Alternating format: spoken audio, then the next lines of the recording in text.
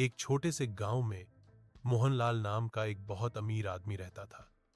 उसके पास सोने, चांदी के गहने, अनाज के गोदाम और बहुत बड़ी हवेली थी। लेकिन उसकी एक बुरी आदत थी, लालच। उसे कभी भी अपने पास की दौलत से संतोष नहीं होता था। एक दिन गांव में एक साधु आया। वह बोला, जो भी मेरे पास आता है और सच्चे दिल से कुछ मांगता है, उसे एक वरदान मिलता है। मोहनलाल के कान खड़े हो गए।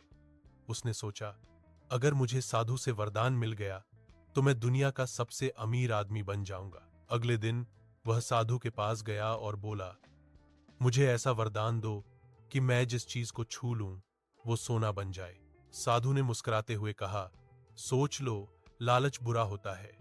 जो तुम मांग रहे हो वही तुम्हें दुख भी दे सकता है। लेकिन मोहनलाल नहीं माना। साधु ने वरदान दे दिया। घर पहुंचते ही उसने दीवार को छुआ, दीवार सोना बन गई। उसकी आंखें चमक उठीं।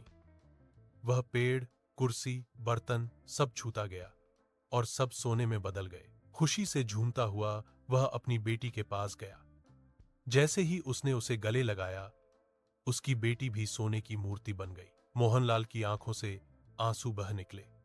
अब उसे समझ आया कि साधु ने क्यों चेतावनी दी थी।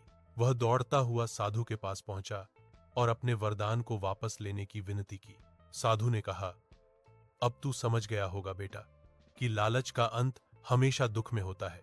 साधु ने उसका वरदान वापस ले लिया और मोहनलाल ने उस दिन से अपने गांव के गरीबों की मदद करना शुरू कर दी। सीख मोराल: लालच इंसान को अंधा बना देता है। जो हमारे पास है उसी में खुश रहना सबसे बड़ा सुख है।